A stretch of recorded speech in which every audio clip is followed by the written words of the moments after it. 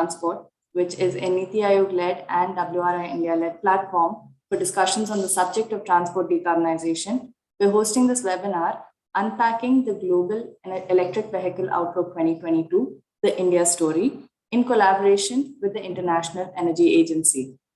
As you all may know, the IEA's annual outlook is one of the foremost global publications capturing the trends and advances in the electric mobility ecosystem.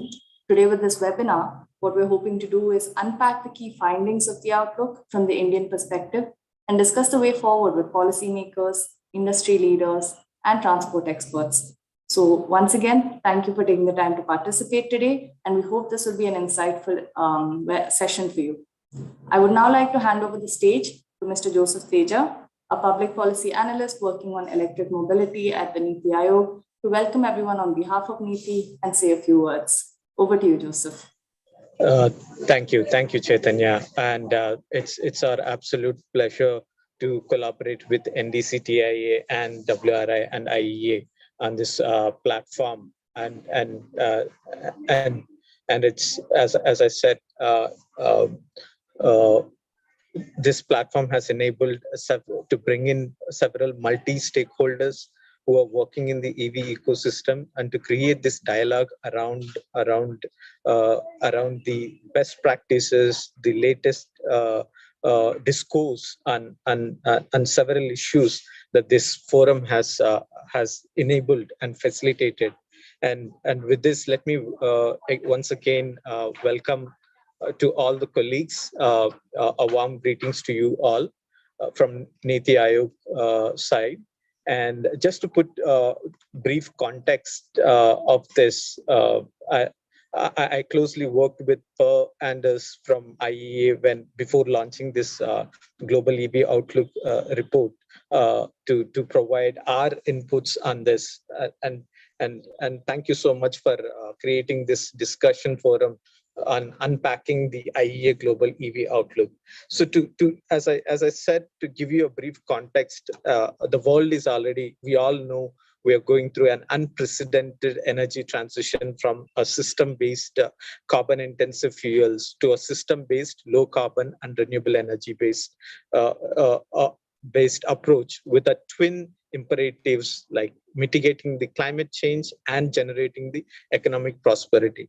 And the driving force behind India's EV electric vehicle transition is, as we all know, one is the commitment at COP26, especially towards achieving a net zero economy by 2070. And the central tenet of this idea is to support the economic growth and the creation of decent and green jobs, and also crowd in new sustainable investments in India.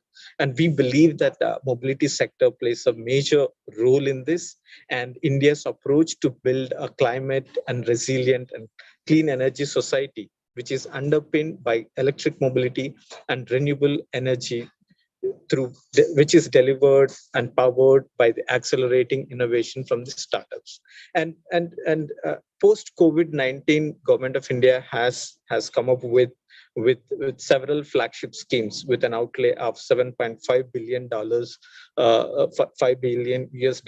And you all know about these three schemes. One is the FAME 2 PLI for ACC batteries and PLI for product-linked incentives for automobile components. And together, these three schemes, if we look at the kind of impact that they have created, if I may say in a quick note, we have looked at past 12 months, we have seen a growth of EV two-wheeler adoption moving from 3.5% of target to almost, like today, I was just checking it, 43% of our target has been achieved from the FAME 2. And also, we were able to successfully, aggregate demand for 5,500 electric buses, which has been covered in this Global EV Outlook IES publication. And the kind of price discoveries was phenomenal. the price, when we discover the prices has, OEMs have slashed the prices almost like 18 to 48%. And the one thing that I want to highlight is the role of innovative business models are very crucial to take India's EV ecosystem forward, because knowing that our market is very price sensitive based market, and to put as one more thing that I would like to highlight is, it is an undeniable fact that India's transformative mobility is the story is, we cannot finish the story without seeing E2-wheelers and E3-wheelers as the front runners, and the point of inflection as a mass adoption of these E2-wheelers and 3-wheelers, we are looking at very we are expecting to reach soon, as the battery prices are falling. And with this, finally, let me say welcome to all the colleagues once again, and I congratulate once again the NDC-TIA forum and the WRI and the IEA for once again bringing this discussion around unpacking the IEA global EV outlook, and especially focusing on the Indian story. Thank you all. Our best wishes. Thank you. Thank you. Excuse me. Thank you so much, Joseph. That really provided a lot of context, I think, for the rest of the discussion going forward. I'd now like to invite Dr. Elizabeth Connelly, the Energy Technology and Transport Analyst at IEA, to give us a presentation to set the context for the discussion that will take place. Over to you, Elizabeth. Great, thanks so much. Let me try to share my screen. We can get started. Okay. So first of all, I want to thank you for the invitation to present today. So I'll be reviewing the 2022 edition of the Global EV Outlook with some additional focus on the situation in India. So let's begin by looking at the sales data. Electric car sales have been consistently on the rise for the past decade, and 2020 was a particularly important year as electric car sales increased, even while the global market tumbled as a consequence of the pandemic. In 2021, overall car sales kept decreasing in some countries, but at the global level, the car market recovered and sales increased by roughly 5%. Electric car sales, though, grew much faster. 6.6 million electric cars were sold over the course of 2021, twice the level of 2020.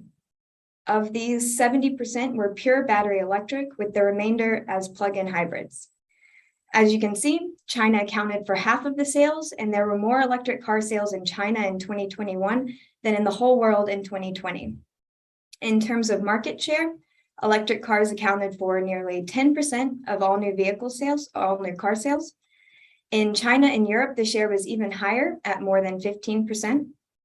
There are many reasons for this growth, and they differ by region and market, but let me mention three key driving forces. So firstly, in Europe, there's a strong regulatory environment favoring electric vehicles.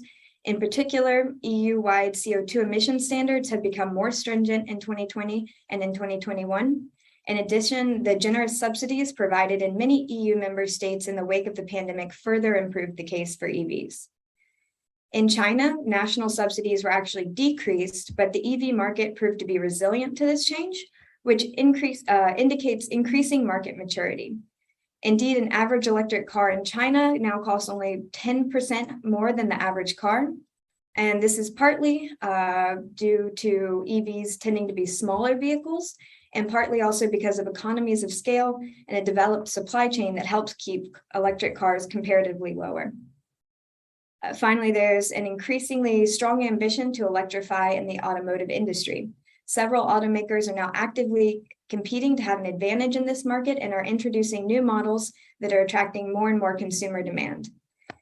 Given these premises, there's no reason to think that 2021 EV sales were just an outlier. As you can see from this graph, early market data is showing continued strong momentum in 2022. In the first quarter of this year, around 2 million EVs were sold globally, a 75% increase compared to last year. And China continues to drive global electric car markets. The Chinese government has a target for new energy vehicles to reach 20% of total car sales by 2025, And it's quite likely that China will meet this target even earlier. So this level was actually already reached on a monthly basis in December 2021. And so this, sounds like good news all around. And indeed, there are few areas as dynamic as the electric car market, but EVs are not a global phenomenon quite yet. The three major markets highlighted here, China, Europe, and the United States, account for 95% of EV sales, but only for roughly 2/3 of the overall car market. So progress in electrification has been much slower in developing and emerging economies where the share of EVs in car sales is mostly below 1%.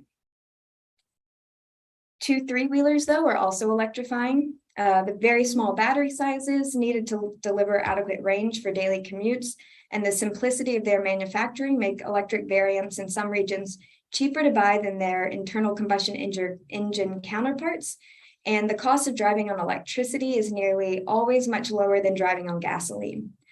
Electric 2 3-wheeler sales shares is highest in East and Southeast Asian countries, including India, where nearly 300,000 were sold in 2021. And this is particularly promising as 2 3-wheelers are a common mode of transport in many of these countries. And in some cases, such as Vietnam and Indonesia, they even consume as much or more gasoline as cars. This market continues to attract new investment. A notable example is one of the world's largest electric 2 3-wheeler factories being built in India. But China continues to dominate the electric 2 3-wheeler market, having reached nearly 9.5 million electric 2 3-wheeler new registrations in 2021, a 50% market share, and making up more than 90% out of the total global electric 2 3-wheeler sales, which were totaled 10 million last year. When it comes to individual markets, regions around the world have set up strong policy foundation to underpin this strong EV sales growth over the past year. Last year, we saw significant policy updates in these markets, further bolstering the acceleration of sales in these regions. In particular, in most of these regions, there was either an increase in purchase subsidies for EVs or an extension of existing subsidy schemes. India extended its main demand-side EV policy, FAME 2, to March 2024, also increasing its current subsidies for electric 2-wheelers by 50%, and the limit on this incentive was relaxed from covering up to 20% of the purchase cost of a 2-wheeler to 40%. The electrification of 2-wheelers in India is seen as an opportunity to cost-effectively electrify at scale, as it's the largest 2-wheeler market in the world. For heavy-duty vehicles, a tender is planned for the public procurement of more than 5,500 electric buses, which should turn India into one of the world's largest markets for electric buses. There's also been significant policy updates for charging infrastructure over the last year. In late 2021, the National Highways Authority of India set an objective to install EV charging stations every 40 to 60 kilometers along national highways, covering 35 to 40,000 kilometers of highways by 2023. In addition, India has set aside a budgetary commitment to promote battery swapping stations, predominantly for 2 3-wheelers. And so before getting into projections, I wanted to first take a minute to describe the scenarios analyzed in this edition of the Global EV Outlook, as you'll notice some differences from previous years. So what hasn't changed is the stated policy scenario, or STEPS. So as a reminder, this scenario takes into account existing policies and measures and other targets that have been legislated, such as fuel economy standards and ZEV mandates. It also considers historical and expected market dynamics based on socioeconomic drivers such as GDP and population. New to the Global EV Outlook is the presentation of the Announced Pledges Scenario, or APS, which the IEA introduced last year. Relevant to this publication, the Announced Pledges Scenario takes government electrification targets at face value. The APS also takes into account net zero pledges and other ambitions and targets that are not yet set in law, and which might not be directly or solely aimed at transportation. Finally, we're also presenting results from the Net Zero Emissions by 2050 scenario, or NZE, as it was published in our Net Zero Roadmap last year. This is a normative scenario in which the global energy sector achieves net zero CO2 emissions by 2050 and is compatible with limiting global temperature rise to 1.5 degrees Celsius. So just to quickly summarize, the stated policy scenario is meant to reflect future expectations based on the current policy framework. The announced pledges scenario is constructed to reflect the achievement of all announced government ambitions, even those not yet formalized in policy or legislation. And the net zero by 2050 scenario represents one possible pathway to achieving net zero emissions by 2050 and is meant to provide some context for the other core scenarios. So now for the projections. In the stated policy scenario, we see the EV fleet grow to about 200 million in 2030, up from about 18 million at the end of 2021. You can see that most of the growth is expected to occur in the car market, though I should mention, these figures are not including electric 2 3-wheelers. In the announced pledges scenario, the stock of EVs grows to 270 million in 2030. And when comparing this to the net zero by 2050 scenario, we see that announced pledges get us about halfway from the steps to the 350 million EVs projected in the net zero scenario. This benchmarking against the net zero scenario shows that while announced pledges will help get us closer, we'll need even more ambitious policies to be on track with net zero by 2050. Looking specifically at projections for India, we see that the sales share of electric 2 3-wheelers increases from 2% in 2021 to almost 50% in 2030 in the stated policy scenario, and even further to 60% in the announced pledges scenario. 2 3-wheelers electrify the fastest, as this segment is the most economically competitive, and there are less constraints around charging infrastructure. The rate of electrification of buses and light-duty vehicles is lower, reaching 6% and 12% in 2030 in the stated policy scenario, respectively. In the announced pledges scenario, electric buses attain around 25% sales share, and for light-duty vehicles, that sales share reaches 30% in 2030. And this is a reflection of India signing on to the COP26 declaration to transition to 100% zero-emission light-duty vehicle sales by 2040. EV sales shares across modes, so including 2 and 3-wheelers in India, is above 30% in 2030 in the stated policy scenario. But excluding 2 3-wheelers, which are a large number of vehicles, that share is then only 10%. In the announced pledges scenario, EV sales shares in India scale up to almost 45% in 2030 across all modes, and 30% when excluding 2 3-wheelers. The electric vehicle transition will change the way we move around, but mostly it will change the way we consume energy for transport. First of all, I think it's important to note that electric vehicles already contribute to reducing oil demand today. In 2021, around 3,000 barrels of oil per day were avoided by the use of electric vehicles, notably electric buses and cars. The strong expected market growth means that by 2025, around 1.6 million barrels of oil per day could be avoided by electric vehicles, a number that's more than the total oil consumption in France. By 2030, as much as 4.6 million barrels of oil per day could be avoided by the use of electric vehicles. Instead of oil, EVs use electricity, of course. Today, their consumption is relatively little, given that there's still just a moderate number of EVs on the road. But by 2030, EVs could be a real electricity demand segment of their own. The total global demand expected in 2030 is just slightly lower than India's electricity consumption today. This has many implications. So for energy security, it shifts the focus from oil to electricity. And for the environment, there is a net positive effect. Already last year, electric vehicles were avoiding 40 million tons of CO2 from being emitted into the atmosphere. And that's even taking into account the emissions from electricity generation.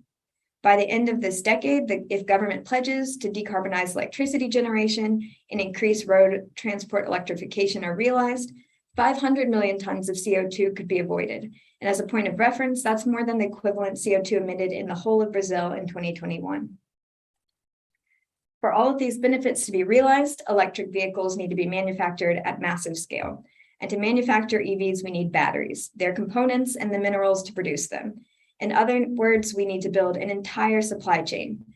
Triggered by the semiconductor shortage that affected the overall automotive sector for several months, and the long delivery times that we're witnessing for conventional and electric vehicles alike at the moment, global supply chains and the way they work has been a key discussion point as of late.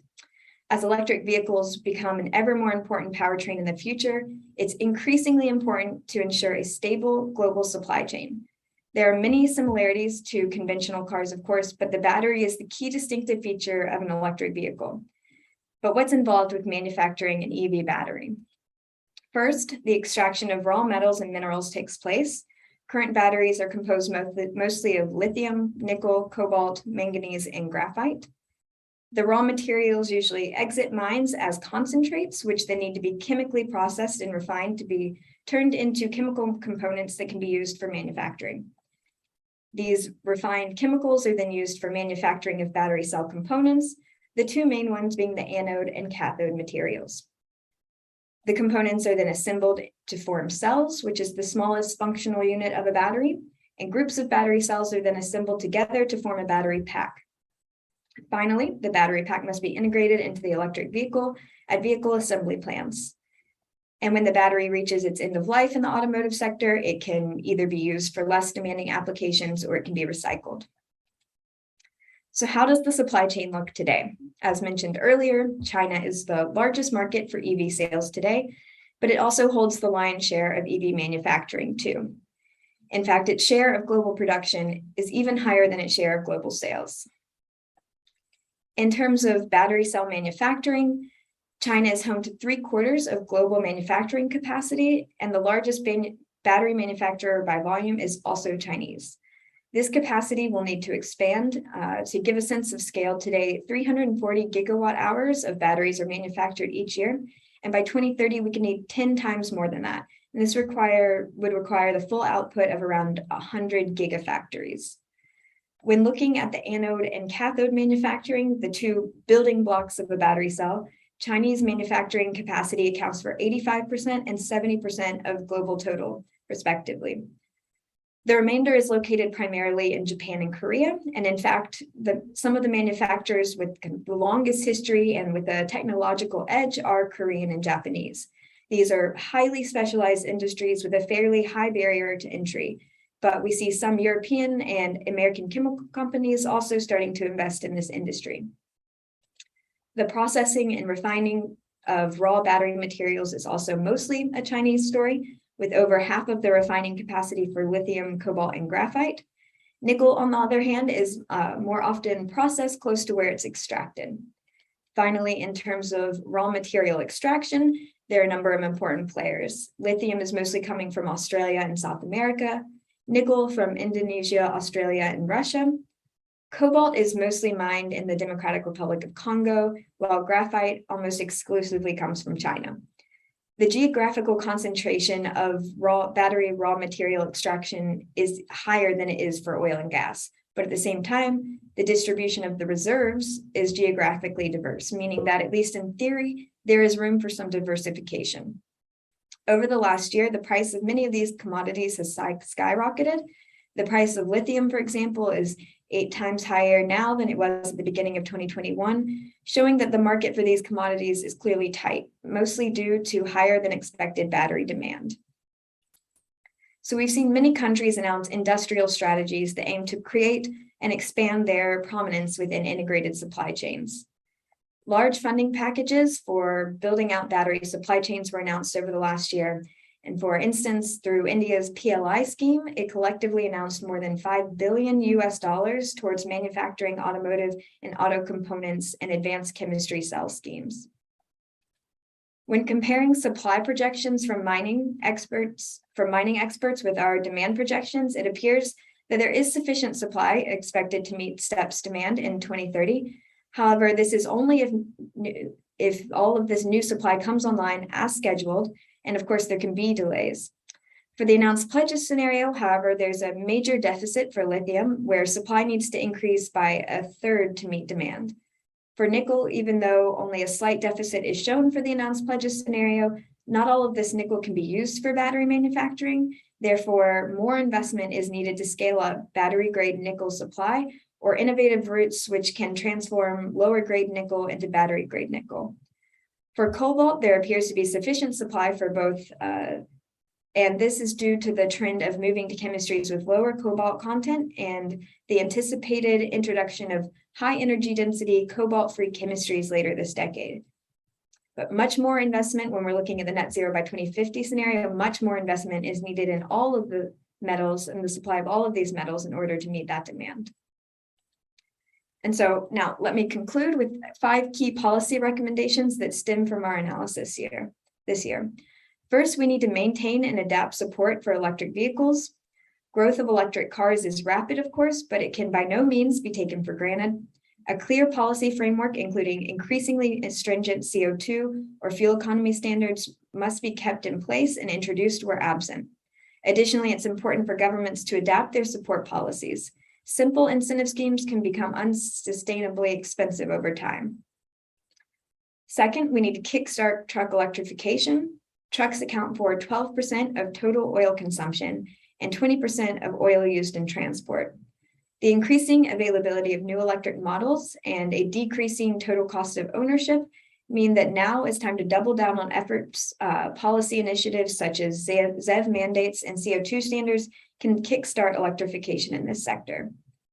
Third, we need to promote the adoption of EVs in emerging and developing economies. There are promising dynamics for 2- and 3-wheelers and buses in developing countries, but sales of electric vehicles have picked up only very slowly for cars. High purchase costs and the lack of charging infrastructure are key issues here, and this needs to change. So fourth, we say we need to expand electric vehicle infrastructure and electricity grids.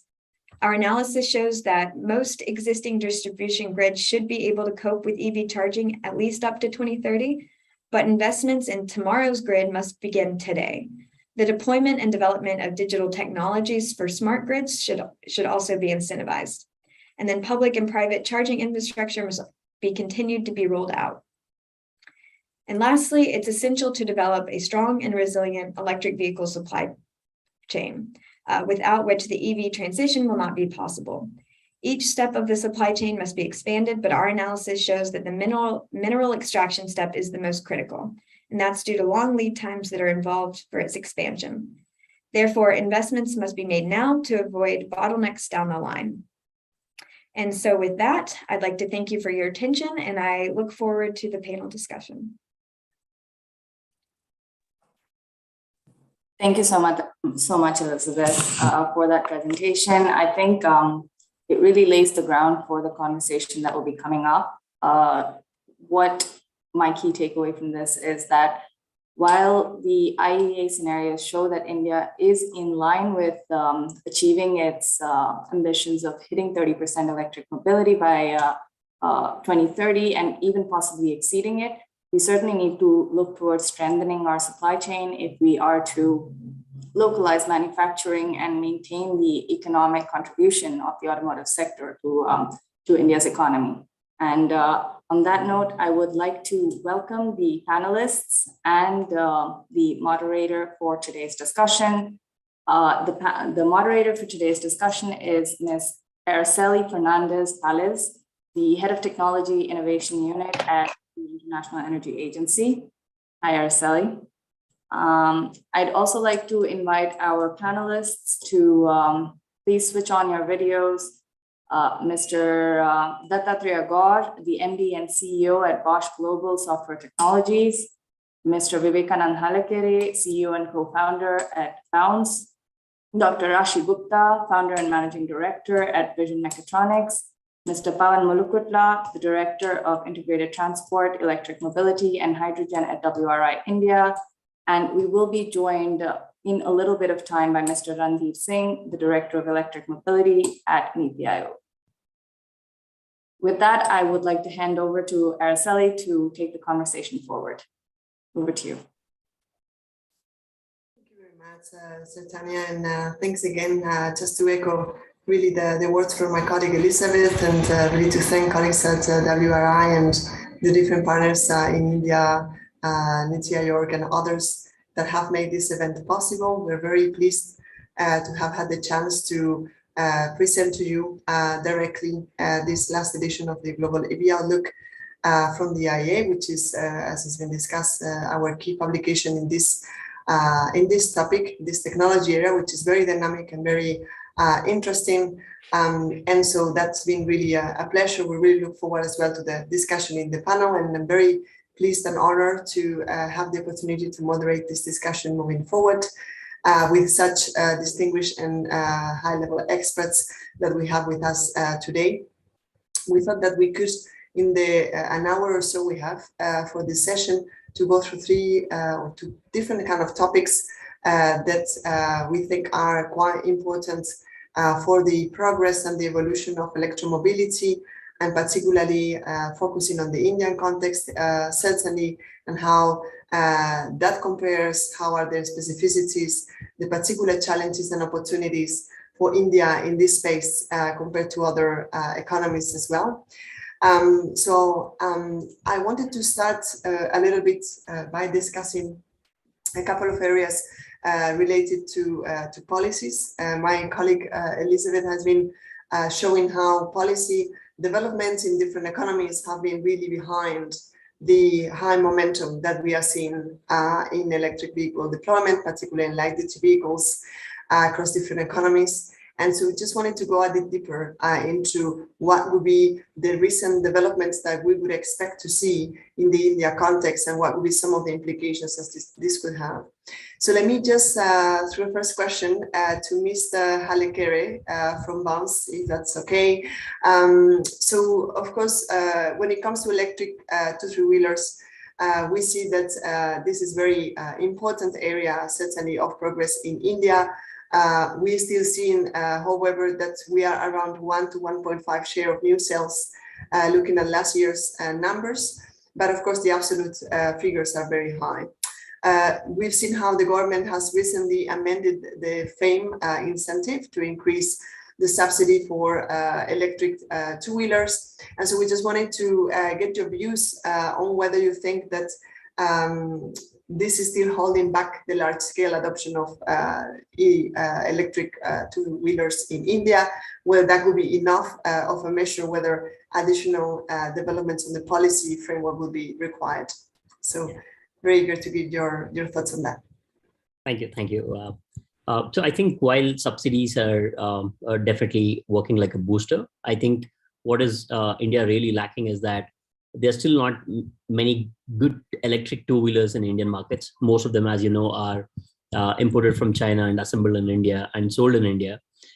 So the biggest challenge is reliability and actual TCO of these electric vehicles that people are concerned about. If you see, most of these electric scooters are still sold in smaller towns where people are transitioning to electric two-wheelers because of the rising fuel prices. While rising fuel prices have been a great catalyst for people to move to electric two-wheelers, I think there are two things that we as a country should focus on. One is building very reliable and cost-effective two-wheelers. Today, the good electric two-wheelers are very expensive. They are expensive than gasoline vehicles, even after the subsidy. If you see, most of these electric two-wheelers are upwards of 150K INR, while the gasoline scooters are probably available at 100K INR. And as you know, 85% of the vehicles in India are financed.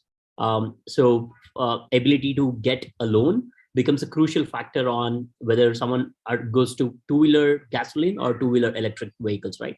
So there are two things which has to be done. One is the two-wheelers, electric two-wheelers have to be more affordable.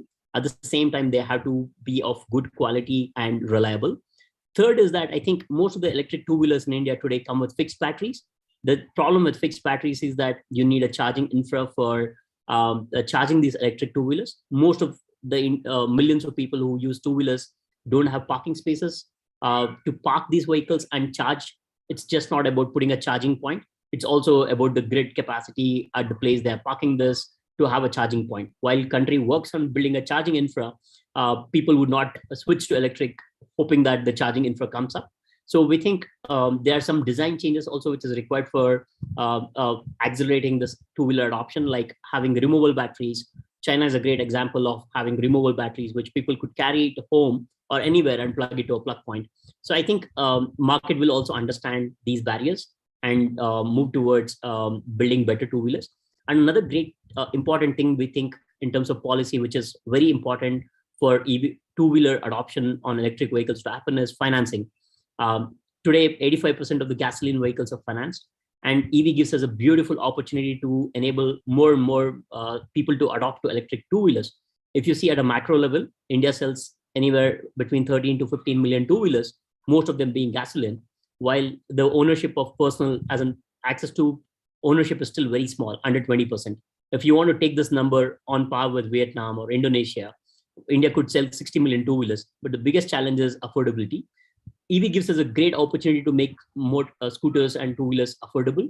If you can decouple the battery from the scooter, you can open up more people to have access to vehicles at a particular financing. Imagine that electric vehicles with battery at 100K INR, if you can remove the battery from the equation, it comes down by 50%. So number of people who can take credit at 50,000 is multifold as compared to 100K, right?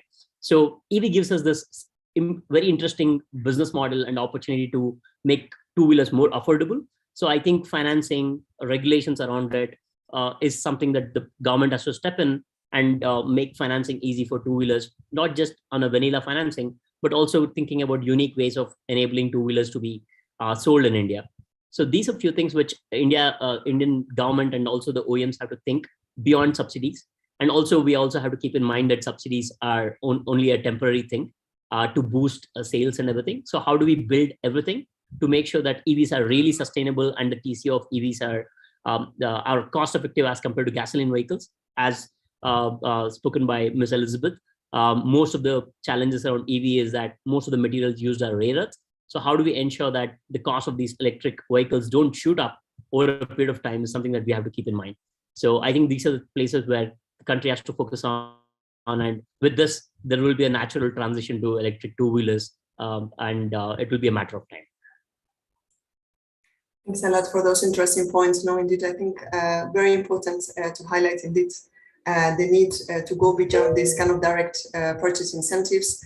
Even, of course, acknowledging that there's still a price gap when we look at and compare to fossil alternatives or incumbents in the market, but certainly also considering that there's a need of a more kind of a targeted approach when it comes to being very focused on what will be needed on the policy framework to make sure that we can incentivize the adoption of some of these technologies, particularly for two-wheelers. Noting as well, certainly very important point that incentives in general, particularly for purchase, would be purchase subsidies would be certainly temporary as well, and acknowledging as well how we could leverage from a government perspective market forces. I think that was a very important point there. Let me switch a little bit topic, even though we'll get back a little bit again in the discussion to another area of policy as well. But given there was a couple of mentions as well through the intervention done in terms of what the importance, of course, of the battery as a core component of electric vehicles, not only in terms of cost, but also in terms of the implications they have to make sure that the supply chains can really deliver that kind of scale of batteries that could be demanded. Just wanted to switch a little bit to that topic. It's been also discussed in the presentation from my colleague Elizabeth on how we're seeing some of the features of these emerging supply chains for batteries and what could be some of the potential risks that we may be facing when scaling EV deployment further. So let me turn it now to Dr. Gupta from Vision Mechatronics. So just wanted to, on this topic of supply chains for EV batteries, to get back more to the specific area of resource dependency and how is India looking at sourcing raw materials for lithium-ion batteries? Is there a case to be made for diversifying the battery chemistries of EVs, both from the perspective of the local material availability and of heat-tolerant chemistry? So just to understand a little bit your perspective on that, and what would be some of the strategies indeed that could help alleviate the pressure in some of the supply chains, and particularly from an India perspective, what could be a good approach in terms of placing India within this international supply chains as well. So Dr. Gupta, the floor is yours. Thank you so much. Okay.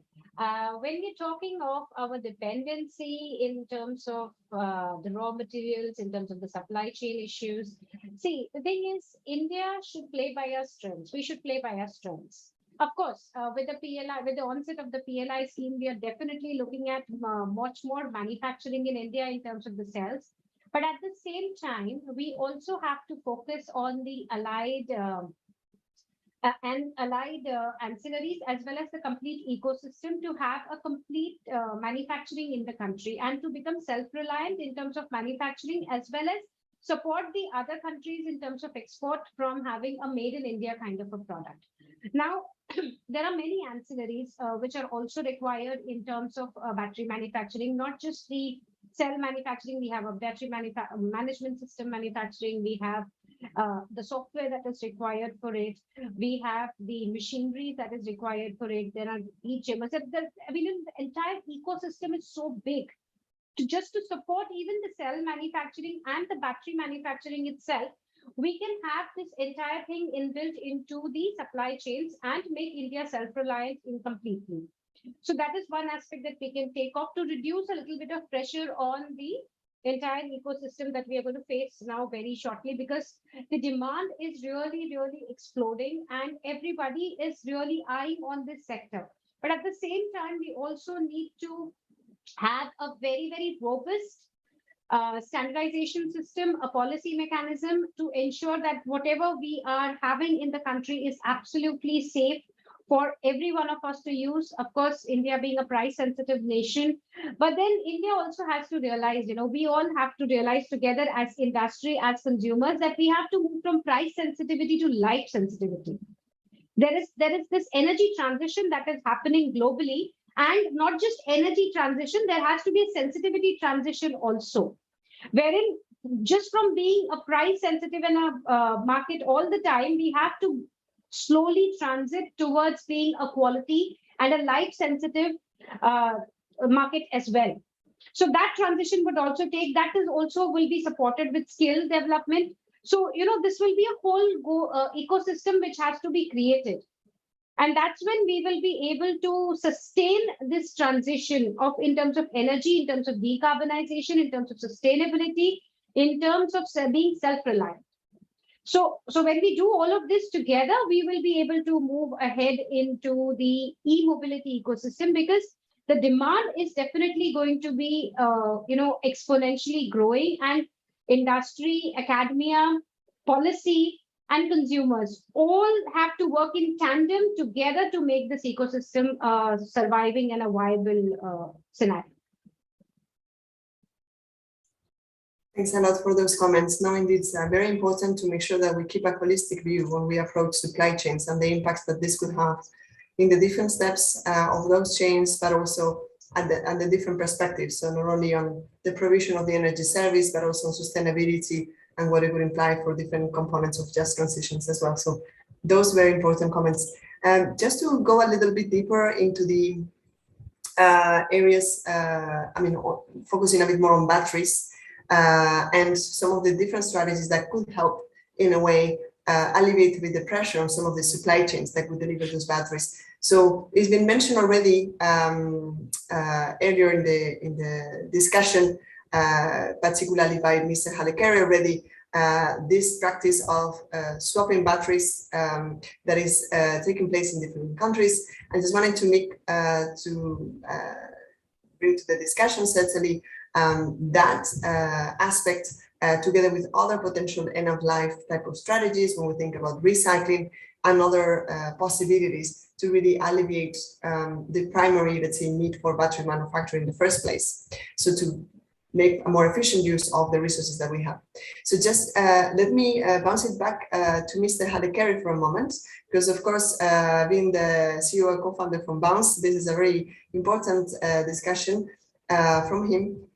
So of course, Bounce has been developing swapping stations for its electric two-wheelers. And it would be very important, very interesting if you could shed more light on how you're going about creating a dense enough, accessible enough, and affordable network of swap stations for these electric two-wheelers and for the owners that make use of them. You've mentioned in your first intervention about accessibility to charging stations, and I guess it's somehow related to this as well. We're very eager to understand better your practice there and your strategy.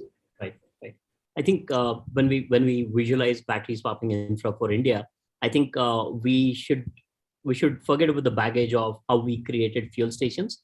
The differentiation between a battery swapping station versus a fuel station is that a battery swapping station can just be one battery, which is available for swapping, right? Which has energy. And the beauty of this is that the batteries can communicate. So a user can clearly plan out where is the nearest place where he can get a charged battery. We don't have to create. See, what is very important is building all of this infra sustainably. When we say sustainably, with the right amount of investments, right? So if we try to copy a Western thing which worked for them, like putting up large stations, automated swapping stations, it would not probably work for India. And the amount of time it will take for transition will be a lot. And the cost of this will be a lot. For example, the approach that we took is that we work with mom and pop stores, the local businesses. As you know, India has a large density of local business owners, and they have access to power, and they have space where they can keep anywhere from 1 to, let's say, 3 or 5 or 10 batteries. So we got to think on how do we create this infra in a very holistic way, different from how fuel stations were created, right? So the first time you have an opportunity to take energy and opportunity to be an energy provider from the larger corporations like Shell or any one of them, and take it to a small and mom and pop store who can also be an energy vendor.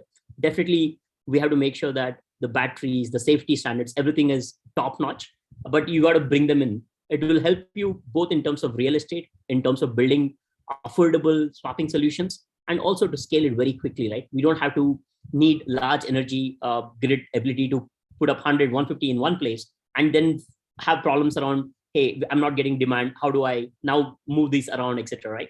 So, and usually you build automated stations when there is no one to attend to it, when you need safety of these batteries to be solved for, etc. When you have mom and pop stores, the owner of the store who's there to look after the batteries, you don't need an automated swapping station. So you can bring down the cost of these stations just to the battery and the charger. And most of the communications can happen on the app in terms of authentication of charge or discharge can be controlled by BMS.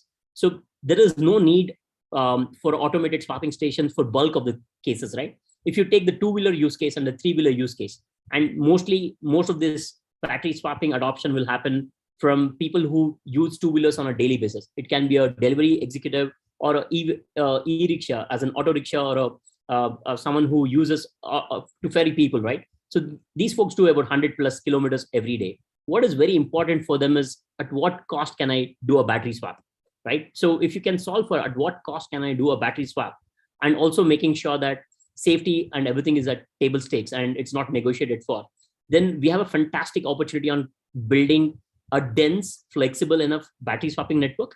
So the way we visualize battery swapping stations is that it can be all the way from one battery to hundreds and 200s of batteries in one place. We should not, and we should, for the first time, we can think of building a network which is actually meaningful for the country and not try to copy paste this, right? So I think what is very important is to think from an India point of view on who will be the users of these batteries and who are the first set of folks who will help you build this network, and what do they need and how do you do this, and not try and just bring something from Europe and put them together and hope that it would work, right? So it's very important to think localized solutions and think about who are these folks who are going to swap batteries. And fortunately, we have a dense enough network of mom and pop stores, fuel stations, and everything available with whom you can partner and make this happen. So we believe that another important things that we have to keep in mind when building a battery swapping network is that the battery chemistry is fast changing, which means both the dimension of the battery, and when I say dimension, the size of these batteries is going to change every 6 to 12 months based on the chemistry that you're going to take. Let's say if you move from NMC to LFP, the size of these batteries are going to change. So if you have automated swapping stations which can just put in an NMC current dimension battery, or if government goes ahead and makes standards on dimension of the battery, you're curtailing innovations to happen in terms of battery tech, right? So it's very important to think on all of these aspects and set standards in terms of dimension, if at all any dimension standards are being set, and also think on what is happening, right? For the first time, though the energy transition is happening, the energy transition, we know it's going to happen to electric, let's say green carbons, but we still don't know which is that chemistry which is going to hold the energy.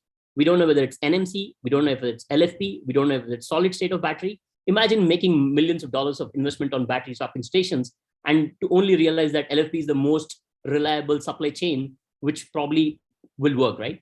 So it's very important when we are thinking about battery swapping stations, it's just not about density, but it's also about flexibility in terms of how do we integrate these stations? How do we make the stations backward and forward compatible? How do we make these stations in such a way that the same battery can be used by a two-wheeler and also a three-wheeler, so that the batteries are sweat really fast, because of which we can sweat the batteries fast and move on to better and better technologies, right? So there are a bunch of things. And I think density is the last problem that we have to think about. Fortunately, unlike a fuel station, like I said, batteries can communicate, and 99% of the commute of a user is predictable when it comes to B2C user. So it's very easy to plan and predict where the stations have to be. And there is no infrastructure cost in battery swapping stations as compared to a gasoline station, right? Where you need to have a under storage tanks, etc., all of that. So the building of battery swapping can go hand in hand with consumers who are going to use this. So very interesting times. People are coming up with different strategies on making this happen. So what is very important is that to make sure that government doesn't step in and set up a standard which is detrimental in terms of accelerating this network or ending up taking 2 steps backwards. So we are working very closely with everyone, and government has been very approachable and understanding. So we are very hopeful that India becomes one of the champions and leaders for battery swapping. Excellent, very interesting points. Key to have those stations that are flexible, and indeed to make sure that technologies applied are localized and not directly transferred with no adjustments. So that's very important, and those I think are very relevant points to raise. Just building on that, we've been discussing a little bit some of these emerging kind of strategies or techniques or approaches, as well as some of the most recent policy developments and how they need to really be hand in hand coordinated. Just eager to hear from Mr. Gur as well, the Managing Director and CEO of Bosch Global Software Technologies. What would be, in his views, these prospects for some of these strategies and EV deployment more broadly in India. India's EV story, of course, is picking up momentum in the passenger vehicle and small commercial vehicle segments. These are still relatively lower voltage powertrains, and would be eager to understand how you see the pathway for EV powertrains and technology maturity in India over the next 5 to 7 years. And as well, I mean, some of these aspects of, automation or controls of some of these swapping stations, that would be very interesting as well from your perspective. So, Mr. Gore, the floor is yours, please. Hey, thank you, and a big hello to everybody. I'm currently located in Vietnam, so an Indian here for the last 9 months. A very exciting place, a lot of two-wheelers, electric two-wheelers, and also we have a local OEM here who is actually quite aggressive, very, very aggressive. So I see that there are, and I would just like to give listeners a flavor of what it means to be aggressive. So the VinFast Corporation here, we're talking about that. They basically produce two-wheelers and cars, and they took a very bold decision. This is not a very old company, just to say that they are maybe few 4 or 5 years old company, not very old company. And on 1st of January or beginning of January, they took a very bold decision at CES, Consumer Electronics Show in Las Vegas, that they're going to stop manufacturing IC engine vehicles and they would completely change over to making cars, electric cars. Now, this was a very bold decision. Of course, it brings a lot of technology and the whole supply chains and everything in parallel to that. They also go very aggressive on the business model, and they are offering that the batteries would be leased. So these cars are yet to come out, and they are really, high-end cars. These are not the really cheap cars. Yeah? They're really high-quality cars from different segments, B to E segment vehicles, including SUVs. Interesting business model concept is that they are proposing battery leasing. Yeah, that means that you have a fixed cost of the car, and then on top of it, for an equivalent of something like 3,000 to 4,000 rupees a month, you could actually, the user could lease a battery, and that makes it really very interesting. And of course, in this local ecosystem, They're also coming up with a lot of incentives for private users to increase the demand by saying that, you get some tick off on your energy bills if you use the batteries and also stay in the group housings promoted by the same company. So very powerful business proposal, very aggressive. Yeah, and that is something which is marvelous. And we see that leaps and bounds, if we have to take into technology and the deployment, then some behavior like this should happen. Otherwise, that we are actually stuck in chicken and egg type of stories. If you look at the problems, I think Ms. Connell did a wonderful job in giving a very, very holistic picture. Hats off to that analysis. She touched upon all aspects of this, but the picture looks gloomy, right? The picture is not looking very exciting because, of course, it looks opportunity, but we don't know where to crack it and where to enter into this system.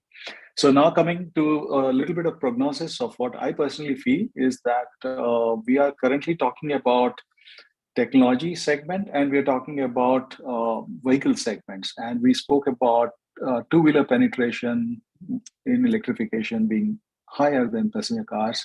And the next segment, of course, as pushed by Government of India, is also in the passenger vehicles, that is basically first buses and then the taxi fleet segments, because they do most of the kilometers. And private vehicles, which are basically running less than 20-25 kilometers a day, I think that's a very significant part of the total car park that we have in India, but that is something that we can prioritize also in stages. And that's what the policy is. And I personally believe that this is really a good policy. What does it mean? That it means that electrification and conventional engines would basically go hand in hand, and then we have a smoother transition. So it is not going to be a digital transition that from tomorrow there will be no IC engine sold, but it would continue.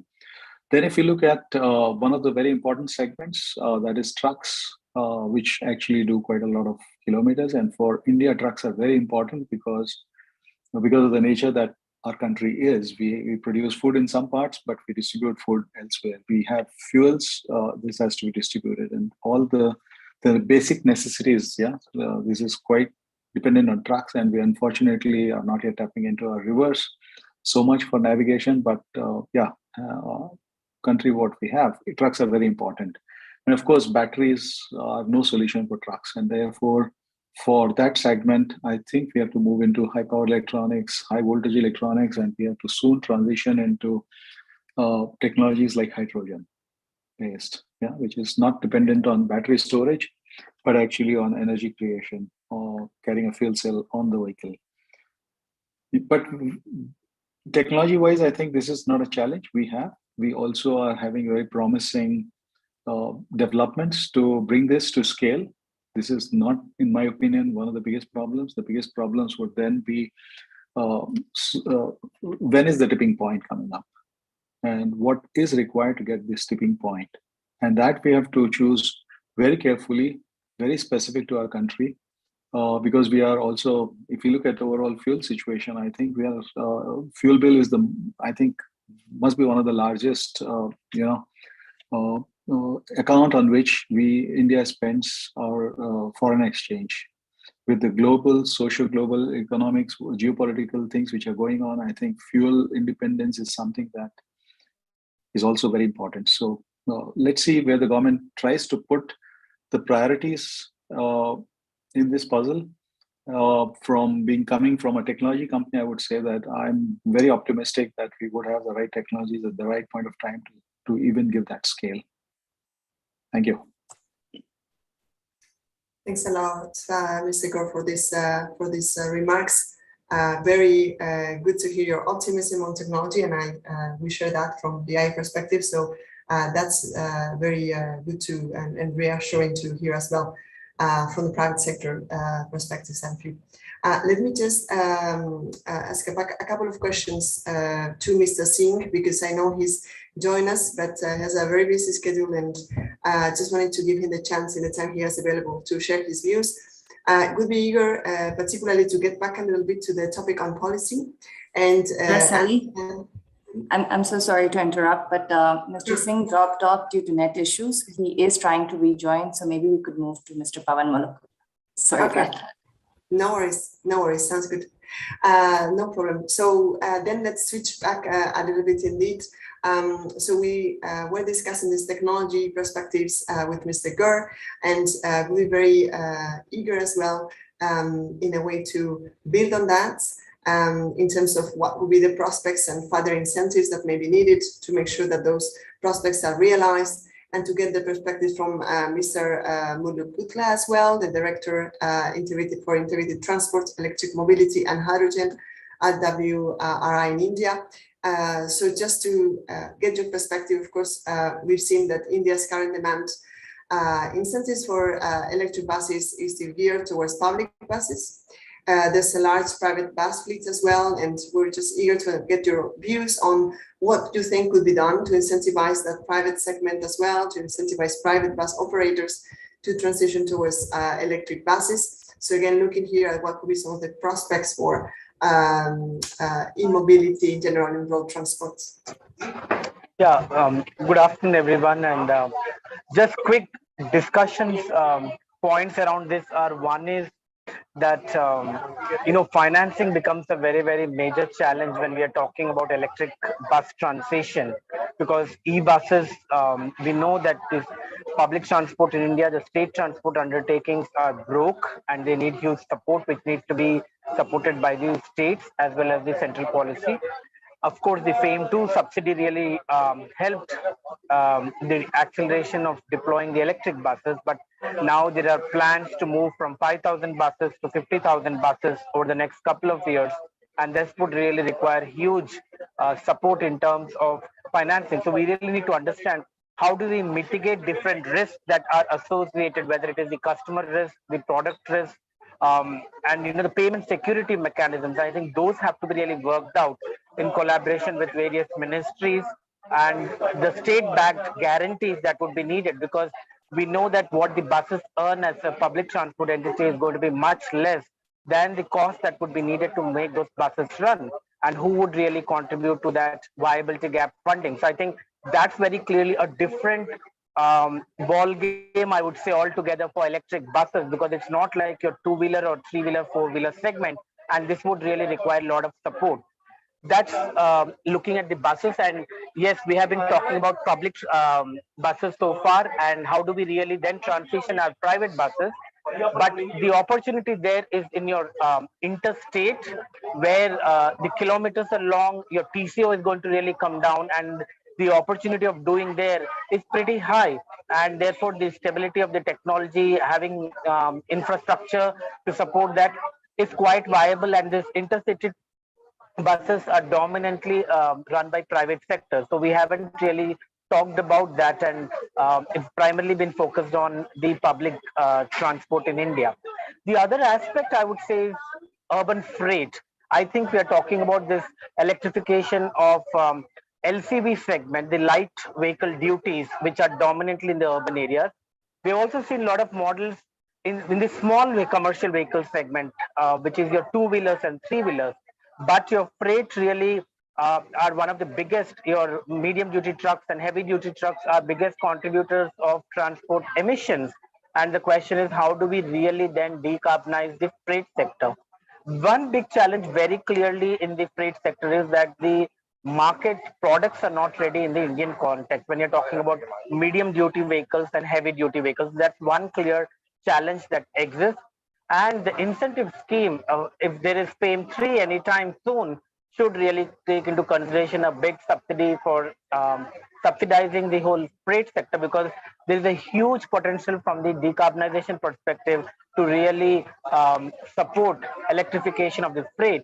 And that's where I think one way to do that would be really looking at this industrial corridors that are connecting big cities, Delhi, Mumbai corridor, Bangalore, Mumbai corridor, Bangalore, Chennai, or the Kolkata, Chennai. So I think we really need to do the way, do more of a corridor-based approach, which are connecting major cities, and also based upon, I think there are enough studies to say which corridors are the busiest ones and how do we really do that.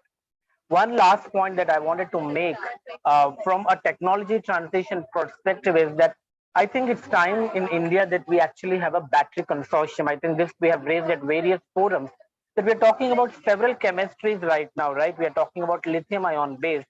We are also talking about aluminum oxide. We're talking about sodium chloride. We are talking about graphene.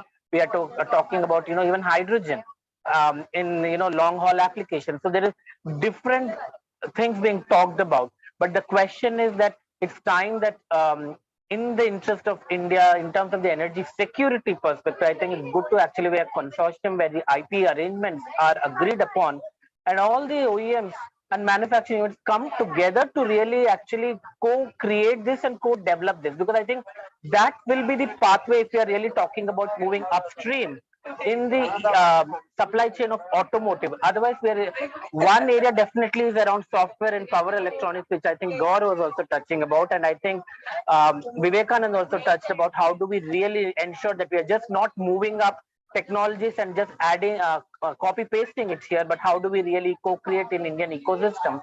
And I think it's time now. I don't know if Randir has joined yet, but really this is something NITI Aayog should lead, and I hope Joseph is listening, that we create this battery consortium as one of the pillars or foundations which will then really address all these issues we are facing related to supply chain, the manufacturing, the safety. I think that then becomes actually a common solution which we all agree upon, that this is the pathway. I think I'll broadly leave with just 3-4 points, but happy to come back in the next round of questions. Thank you. Thanks a lot for that comprehensive response, and know and fully agree on the idea of within an ecosystem and the different aspects of supply chains and the use of the technologies and the characteristics in local context need to be taken into account. So I think those were very valid points. My understanding, okay, perfect. Indeed, is that we couldn't still have the connection, fortunately, but maybe just let me just wanted to get back a little bit quickly before we leave a little bit the technology discussion in a way, or at least to some extent. I just wanted to get back to Mr. Gur for a moment. He mentioned the role of hydrogen for the transition of trucks, and how we'll be looking at additional strategies beyond, like, let's say, battery electric vehicles. I just wanted to kind of go deeper a little bit there and get your perspective. I mean, we've seen that India has recently announced a draft hydrogen policy, and so we just wanted to get your perspective as well, and of course where you see the potential of hydrogen in transport in general in India. You've mentioned trucks, but just eager to hear from you whether you see further opportunities for hydrogen or hydrogen-related fuels across the board for transport sector. Yeah, I mean, hydrogen policy is very good step from Government of India that we are, and we really welcome that, because that is going to give the impetus. Still, it is on the research board. The challenges are pretty well known, that how do you produce hydrogen, how do you transport hydrogen, and how do you basically fill hydrogen into the vehicle. So each one of that, I think a large elephant has to be sliced into manageable parts. And with this, we will see these technologies are actually currently being developed. So I think in a short time frame, I really cannot put a sticker to that. I don't have a crystal ball, but I think in short time frame, we should have these technological answers to that. Now, a lot depends on overall our approach to the demand, right? And if government policies can actually give impetus to that demand creation, that on a certain date that hydrogen would be the preferred one, or we are not talking about also electrified long haul routes, as some European countries have, and now we see that in India also we do that. To me, this looks like a little bit confusing signal to the industry, because I don't know which bet would actually be the winning bet. And therefore, what we urgently need is a very concrete directional input, so that the whole consortium of industries, or the whole supply chains, they can actually be aligned to that. That's my personal view, of course. Don't want to be misquoted on that, but this is what I feel should be done. Not to underestimate, we also are talking about automotive sector being one of the biggest bread earner. Almost like, I think an estimate would be that upwards of 10 crore families in India are actually somehow dependent on the whole automotive segment. So it's actually quite an employment generator. And if we see any transition to that, we have to be extremely careful also to basically take along reskilling or redeployment of these of this segment. Yeah, that is one. Secondly, when a new technology comes in, that will also bring in a lot of pressure on sales, after sales, service aspect. So the whole ecosystem of that around that needs to be created, and therefore a very, very clear policy statement in that direction is required, in my opinion. Thank you. Thanks a lot. No, those are very interesting perspective. Fully noted is your personal view, but that's really appreciated given your expertise for sure. Okay, just wanted to get then and now back a little bit to the discussion we're having about battery swapping and some of the strategies related to how we could, in a way, think through a more efficient use of the materials and the components that go into batteries, again, with the intention to alleviate the pressure on supply chain so that then we kind of complete a little bit the round around different aspects of technologies related to this transition towards e-mobility and road transport. So let me just hand it back to Dr. Gupta. Indeed, in that context, so with the advent of and growth of battery swapping, of course, the demand for batteries is expected to grow, as we're seeing, and in that scale, the same kind of growth we would expect to see with some lag, of course, in terms of timing, but in terms of the growth of battery waste. So we just wanted to get your views on what you think would be the main opportunities, but also the challenges to create an efficient circular economy around batteries so that we can really leverage as much as possible on the resources and the materials that we put into this battery stock in operation. So just to get your thoughts on that, Dr. Gupta, please. Well, the next billionaire is going to be from recycling industry for sure. Now, what we need to do is, of course, to create a more circular and a more robust economy and to have the resources available, we definitely have to look at two aspects. One is repurposing, that is the second life of these batteries, or maybe even the third life of these batteries. And we have to also look at recycling. But now the challenge today comes is that, who would be responsible for all of these repurposing, recycling? Then how do you determine the quality of what has come out from the EV batteries, how safe it is and how efficient it is for the next life, for its second and the third life, and which particular applications you can use? So something that is happening behind the scenes is there is a proposition already on the standardization platform to have the second life of the batteries and the repurposing and reuse to be in picture. So there is work going on that, and that has to be really taken up now, because if we do it now, we will be in time for this adoption, because the way EV adoption is going to geometrically progress, even the waste would be equally important to tackle in time. Otherwise, we would be sitting on the pounds of waste which we do not know how to deal with. So recycling, repurpose is the first one. Repurpose and reuse in the terms of second life. And when you come to recycling, we need a lot of financial and technological innovation in terms of recycling, because today in India or even globally, the recycling of lithium and these advanced chemistries is a liability-based model, and it has to be converted to an asset-based model. Today, if you have to get these lithium batteries recycled, you have to pay for these recycling. However, in India, if you look at the lead acid market or the traditional mindset of the Indian consumers or the Indian manufacturers, it is that I should be able to get something out of the scrap that I've sold for recycling. So that is not the case today, and that would be a deterrent in terms of recycling. So we need a lot of financial innovation to come ahead, wherein we can have the recycling as an asset-based model. Definitely. And recycling could also bring in a lot of raw material for the next level, which could, the material extracted out of recycling could go into the fresh manufacturing to create a more circular ecosystem, which will be really need today. Because there is a limited resource available in terms of mining. The cost of mining is pretty high. So if we could come down with the recycling cost, have a financial innovation, have a technological innovation, we could fuel the advanced EV ecosystem, and we can get the adoption much faster in a much circular and a sustainable way.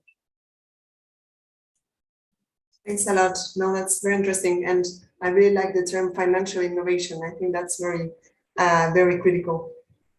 Just building on that, actually just had a final question before we I think we still have the chance to tackle 1 or 2 questions from the audience. Let me just bring it back to Mr.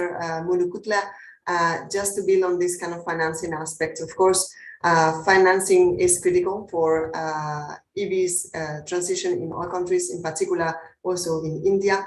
And just wanted to get your views as well from the potential pathways you think that there could be forward for India to really unlock both the public but also the private finance to accelerate EV adoption. So just if you have some thoughts on that, that would be fantastic to share with the audience. Thanks.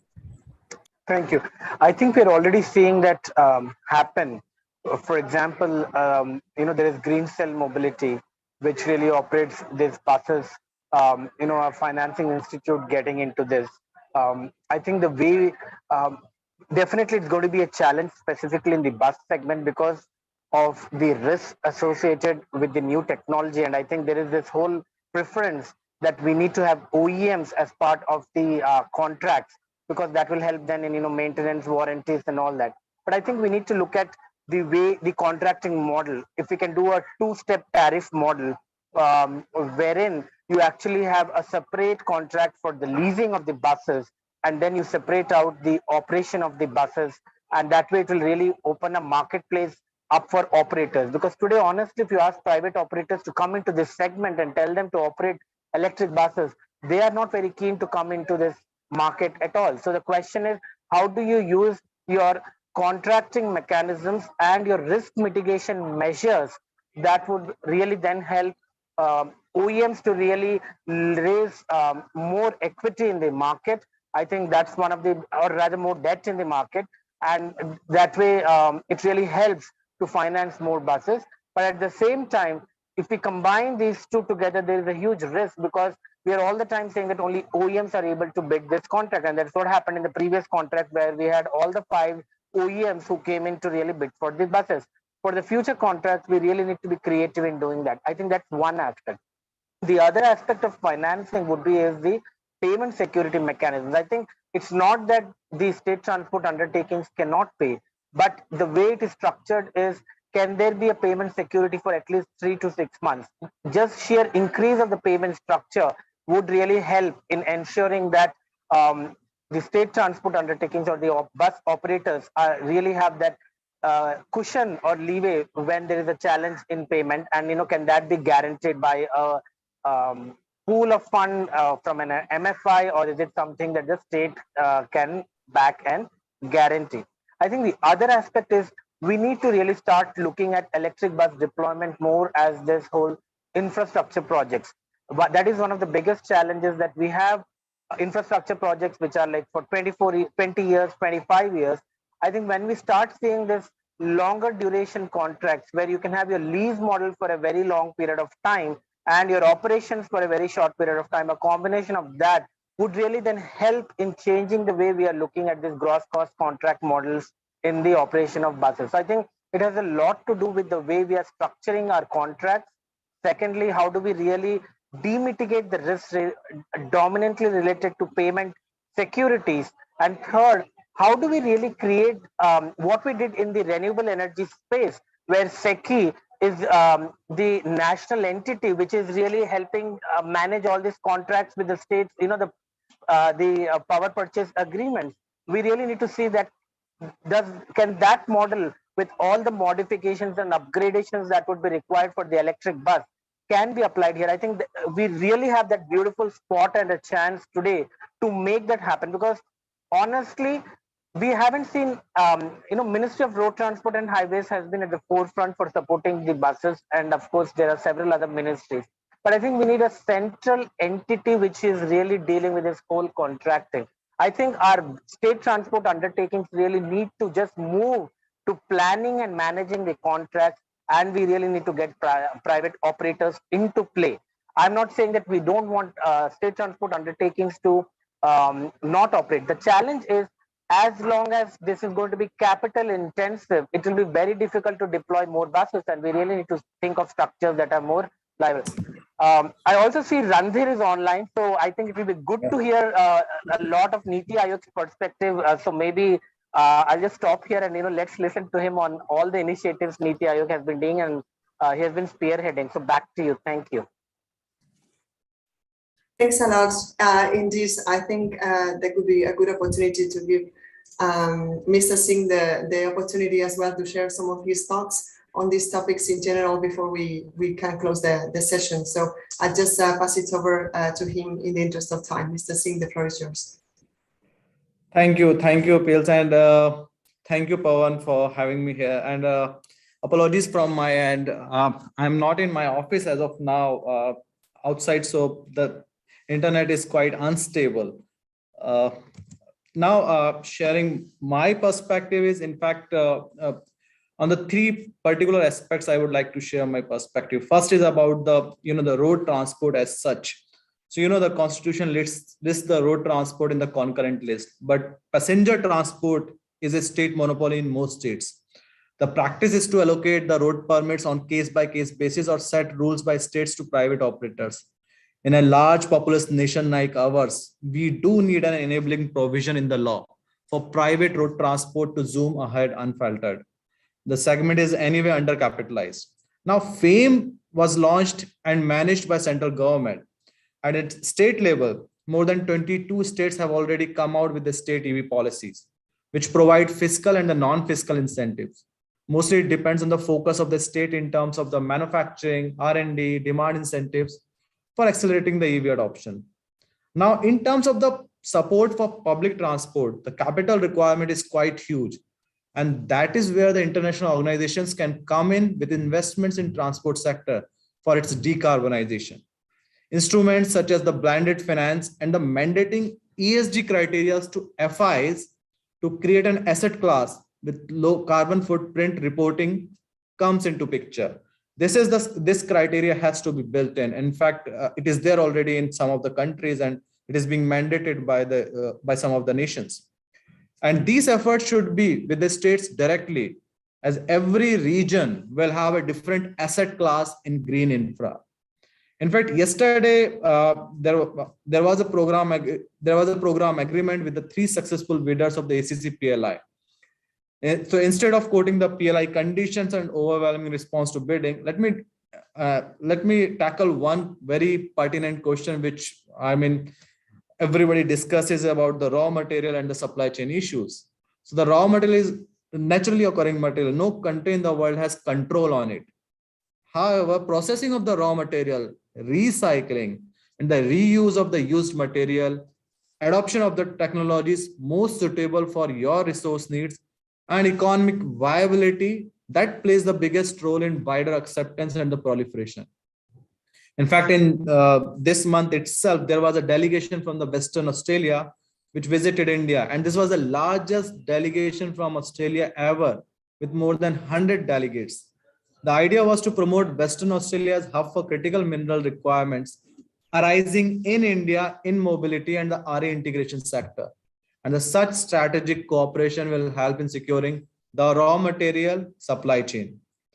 As far as the components and anode and cathode, separator, binder, e-axle manufacturing is concerned, I'm leaving the magnets part. There is a total monopoly on the magnets part because of a particular material required for that. But for rest also, those will develop in India as part of the mandatory conditions for localization within auto and the ACC PLI. And I'm just putting a food for thought, since always, if you see the history, not a single mineral mining has got exhausted. You can look at the history. Not a single mineral has got exhausted.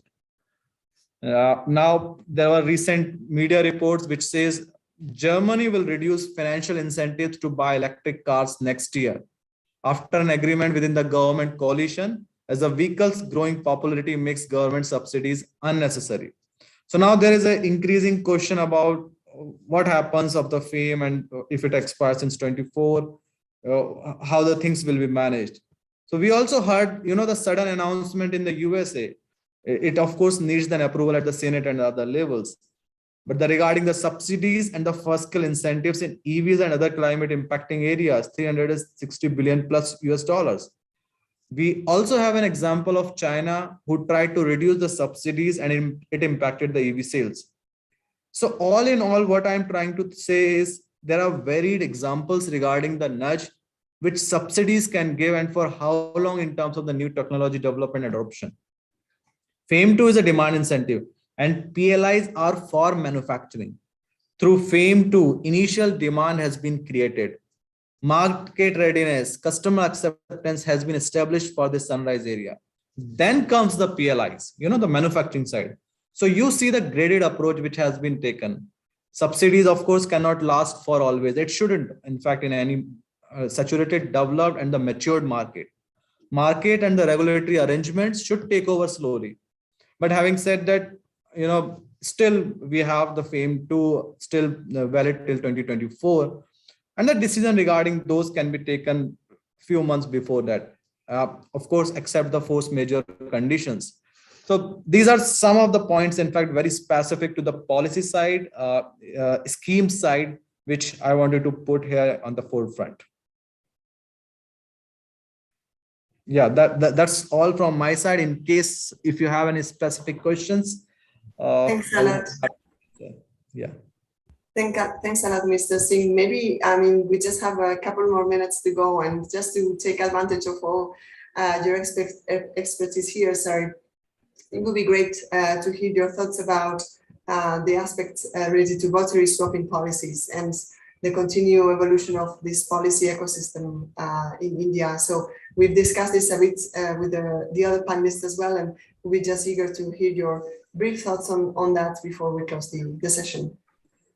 Definitely. Battery swapping, India takes a lead in the battery swapping policy. In fact, the draft policy which we have launched, that is the first in the world. No other country has the policy as such. So this is the first initiative, first one. We have, not only we, in fact, the industry has come together, experts has come together with us to put whatever, the policy you see right now in the public domain. Now, the mandate from the budget is not only the battery swapping policy, but the mandate is also the interoperability. So battery swapping policy will only succeed if there is an interoperability at place. There shouldn't be a monopoly. There shouldn't be a cartelization. All those things has to be addressed because, all the, whatever policies, whatever schemes are coming out, those are for the people. People should have the interoperability. I was hearing Vivek here. And in fact, Vivek will also agree that nobody would like that, even the customer wouldn't like that they have to be bound with one battery swap provider. They need to have the flexibility to choose the subscription model. In fact, we have formulated a committee for the BAS business models, battery as a service business models. And we have included the people from the industry, academia, think tanks, experts. It's a mixed pool of experts from the different fields, so that it's not only about just a battery swapping one thing. We have to create an ecosystem. That ecosystem will only be created if the right flexibility, without intervening with the innovation, without impacting the future disruptions in battery technologies, is being created. And that is what the intent, our intent also. But side by side, you also need to facilitate what is best for this ecosystem to evolve. The role of the government is just a facilitation, not more than that. That's the only role which we have, only the facilitation with the minimum possible intervention. So that is what we are going to do in this battery swapping policy also. We have introduced the unique identification number so that the recyclability and the traceability of the cell up to the the material level can be done, which also helps the reuse of these batteries. So this is, the entire cycle can be tracked, traced, and its life cycle can be managed. There's also a part about the charging statistics and other things which has to be tracked through the IoT based devices. This is also being addressed in the battery swapping policy. We had one condition regarding the phase wise implementation, but we have got the feedback from everyone that it shouldn't be phase wise. We should go full throttle, and we are taking care of this. Now it would be implemented in one go in the entire country. There will not be any phase wise implementation. There are certain other very good suggestions we have received, and I think in next 20 to 30 days, or so to say in next 1 month maximum, you will see the policy coming out. So there are 4 parts basically. One is the policy, one is the standard, one is the scheme, and one is the BaaS models, battery as a service models, that will not only sticking to the mobility part, but also the consumer electronics, BTM part, and the renewable integration. All the 4 parts will be addressed in the BaaS as a model. We are targeting the end of this month for all these 4 things to come out. If not, then in a graded approach, we will start releasing one by one so that the ecosystem can be created. It needs all these things together. That's it. Thanks a lot. No, that's very comprehensive, and thanks a lot for those news on the recent developments as well. Apologies that we ran out a bit late in terms of time. Let me just conclude here the session. First, I just wanted to thank, certainly, first of all the distinguished panelists for sharing and their expertise and their generosity for the time and their views. Really an honor to have you all here. And also big thanks to WRI-India and NITI Aayog for the organization around this session, and of course to my colleague Elizabeth Connelly for her great presentation. Great discussions, just key takeaways from my perspective were indeed a good technology optimism in terms of that technical challenges wouldn't be really a problem. Of course, we need to make sure that those technologies and strategies will be tailored to the local needs. That's very important, and we need to make sure we optimize our efforts and resources across supply chains, from the production of batteries, but also from their use. And this really requires good coordination and the development of this fluid and dynamic ecosystem that has been mentioned a couple of times. And certainly having finance being a bit of a kind of core pillar underneath this strategy, so that we make sure that those are progress at the adequate pace. Really a pleasure from my side. Really look forward to keep in touch with all of you. Thanks again for joining, and have a good rest of the day. Bye-bye. Thank you. Thank you.